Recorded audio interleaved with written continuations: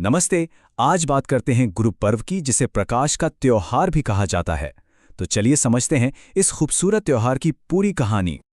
तो सवाल उठता है, आखिर इस प्रकाश के त्योहार का मतलब क्या है? क्यों मनाया जाता है ये? आइए इसी सवाल का जवाब ढूंढते हैं। तो देखिए, ये त्योहार है सिख धर्म के संस्थापक गुरु नानक देव जी के जन्म का उत्सव। जी हाँ, उन्हीं का जन्मदिन मनाया जाता है और ये सिखों के सबसे पवित्र, सबसे बड़े त्योहारों में से एक है। अच्छा, तो इस त्योहार को ठीक से समझने के लिए सबसे पहले उस महान शख्सियत को जानना जरूरी है जिनके सम्मान में ये सब होता है। तो चलिए बात करते हैं गुरु नानक जी की।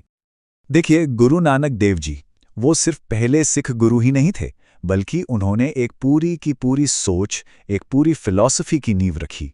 वो एक गुरु तो थे ही, साथ ही एक बहुत बड़े विचारक थे, समाज को एक नई राह दिखाने वाले थे।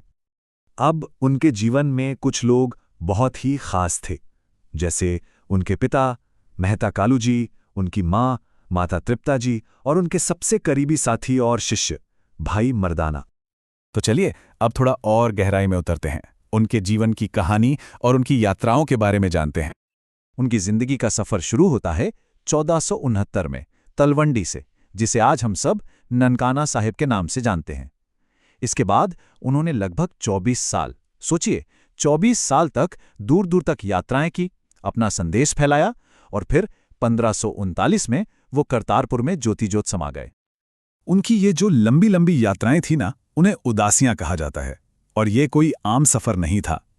ये 4 बहुत बड़ी आध्यात्मिक यात्राएं थीं, जिनमें उन्होंने हजारों किलोमीटर, वो भी पैदल चलकर, अपना संदेश पूरी दुनिया तक पहुंचाया। तो संदेश था क्या? क्या सिखाया उन्होंने पूरी दुनिया को? चलिए अब उनकी 3 सबसे अहम, 3 सुनहरी शिक्षाओं पर नजर डालते हैं। उनकी पूरी की पूरी फिलॉसफी का जो सार है, वो सिख धर्म के मूल मंत्र में मिलता है, और वो है एक ओंकार सतनाम। इसका मतलब जितना सरल है उतना ही गहरा भी है। मतलब ईश्वर एक है और सच ही उसका नाम है। उन्होंने किसी एक धर्म या जाति के भगवान की बात नहीं की, बल्कि एक यूनिवर्सल पावर, एक सार्वभौमिक शक्ति की बात की।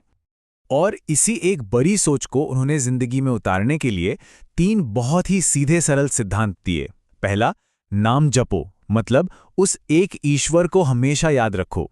दूसरा, किरत करो, यानी ईमानदारी से मेहनत करके अपनी रोजी रोटी कमाओ। और तीसरा, वंड छको, मतलब जो कमाया है उसे दूसरों के साथ, जरूरतमंदों के साथ बांटकर खाओ। ये तीनों पिलर्स एक दूसरे से जुड़े हुए हैं।